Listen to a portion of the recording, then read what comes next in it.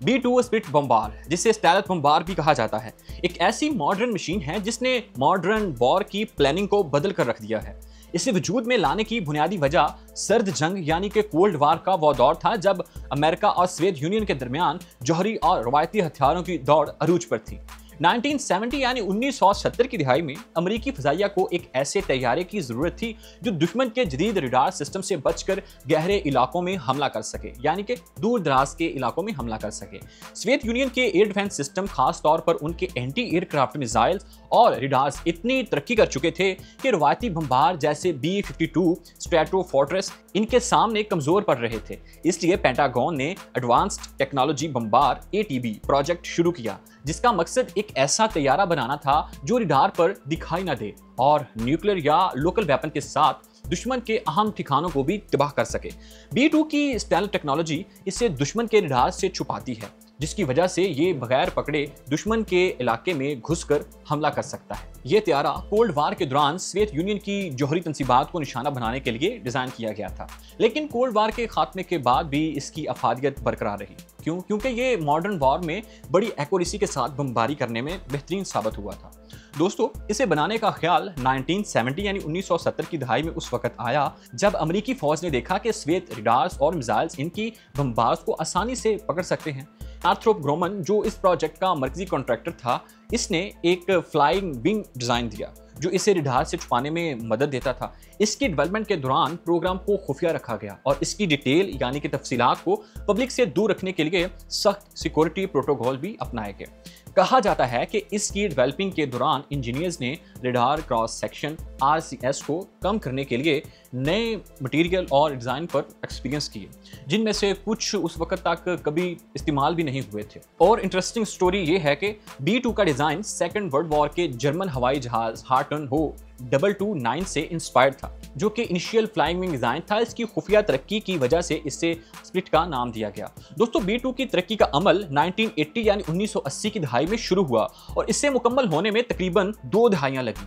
Northrop ग्रोमन company ने इसकी मरकजी या इनिशियल जिम्मेदारी जो है वो ली थी और यही इस तैयारे की निगरान थी, जबकि बोइंग, हेविल्स और वार जैसे कॉन्ट्रैक्टर ने भी इसमें अहम किरदार अदा किया। इनका बड़ा रोल था। इसकी पहली परवाज 17 जुलाई 1999 यानी 1889 को हुई और इसे 1993 में अमेरिकी फजाइया में बाज़ाब्ता तौर पर शामिल किया गया। इसके डिज़ाइन से लेकर प्रोडक्शन तक तकरीबन $23 बिलियन खर्च हुए और हर तैयारे की कीमत तकरीबन $2.1 बिलियन थी, जो इसे तारीख का सबसे महंगा तैयारा बनाती है।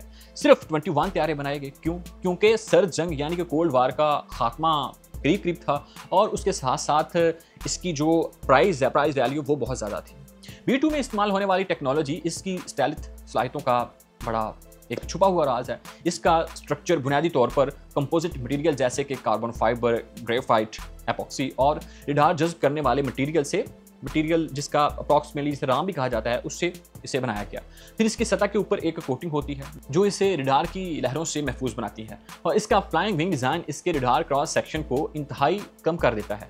दोस्तों, इसके 4 जनरल इलेक्ट्रिक FG-118 और E-100 टर्बो फैन इंजन इसे सब सोनिक रफ्तार पर उड़ाने की सलाहियत देते हैं, जो इसे लो हाइट यानी कि कम बुलंदी पर उड़ाते हैं और फिर दुश्मन के रिडार से बचने में भी इनको हेल्प देते हैं। इसमें कोई अमूदी धुम या रवायती सैलेज वगैरह नहीं है। इसकी वजह से भी ये रिडार पर एक परिंदे जितना छोटा दिखाई देता है, जो कि इसकी एक खसूसियत है।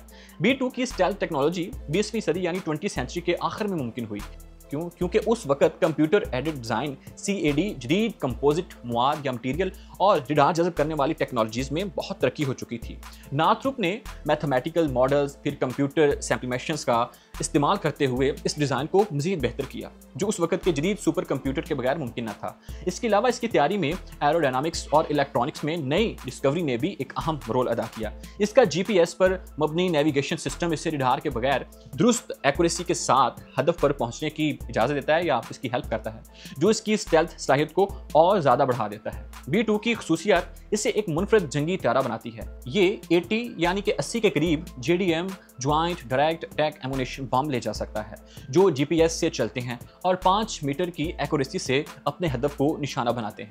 और इसके अलावा ये 16 यानी 16 B-83 जौहरी या फिर 40,000 पाउंड का बड़ा भंकर बस्टम बम MOP भी ले जा सकता है। इसकी रेंज अप्रॉक्सीमेटली 11,000 किलोमीटर है और एयर रिफ्यूलिंग के साथ ये दुनिया के किसी भी हिस्से तक पहुंच सकता है। इसका घास GPS एडेड टारगेटिंग सिस्टम इसे हर मौसम में बिल्कुल एक्यूरेसी बमबारी की सलाहियत देता है और इसका डिज़ाइन इसको फ़ौरन मोड़ लेने में यानी कि टाइट मोड़ लेने की इजाज़त देता है ताकि ये दुश्मन से बच के निकल जाए। जहाँ पे इसके इतने फ़ायदे हैं तो इसके कुछ नुकसानात भी हैं। इसकी सबसे बड़ी कमज़ोरी यानी कि जो वीकनेस है वो इसकी वैल्यू प्राइस है, कीमत है। हर त्यारे की तैयारी और इसकी मेंटेनेंस पर अरबों डॉलर खर्च होते हैं और इसकी पेचीदा टेक्नोलॉजी की वजह से इसकी मरम्मत और ऑपरेशन का जो खर्चा है वो भी बहुत ज़्यादा है। इसे स्पेशल हैंग्स और स्पेशल वेदर में रखना पड़ता है क्योंकि इसकी स्टेल्थ कोटिंग नमी और गर्मी से मुतासर ना हो। इसके अलावा इसकी सबसोनिक रफ्तार इसे मॉडर्न लड़ाका हथियारों से सुस्त बनाती है जो इसे जंग के दौरान कमज़ोर कर सकती है। दोस्तों 2008 यानी 2008 में गुआम के एंडरसन एयर बेस पर एक B-2 तैयारा तबाह हुआ। ये वाक़या उस वक्त पेश आया जब तैयारा टेक ऑफ के दौरान क्रैश कर गया। इन्वेस्टिगेशन से पता चलता है कि नमी की वजह से तैयारे के एयर डाटा सेंसर ने गलत यानी कि रॉन्ग इन्फॉर्मेशन मुहैया की जिससे पायलट कंट्रोल खो बैठे। दोनों पायलट सेफली बाहर निकल आए और तैयारा जो है वो मुकम्मल तौर पर तबाह हो गया और इसका नुकसान तकरीबन 1.4 बिलियन डॉलर था। उस वक्त के बाद सिर्फ 20 B-2 तैयारे बाकी रह गए। फिर 2022 यानी 2022 में एक और वाक़या पेश आया जब एक B-2 को इमरजेंसी लैंडिंग के दौरान रनवे पर आग लग गई। ये वाक़या white man air force base पर हुआ और तैयारे को शदीद नुकसान पहुंचा लेकिन कोई जानी नुकसान नहीं हुआ। इसकी मरम्मत जारी है लेकिन इससे B-2 के ऑपरेशनल फ्लैट पर बहुत ज़्यादा प्रेशर बढ़ा है। दोस्तों अब हम अगर इन अमेरिकी तैयारों को रूस और चीन के तैयारों के साथ कंपेयर करें तो रूस के पास टोपोलीफ Tu-160 यानी 160 ब्लैक जैक सबसे मॉडर्न स्ट्रेटेजिक बमबार है। ये सुपरसोनिक रफ्तार 2.3 मॉक पर उड़ सकता है जो कि 2200 से 2500 किलोमीटर फी घंटा बनती है और 45,000 किलोग्राम हथियार ले जा सकता है।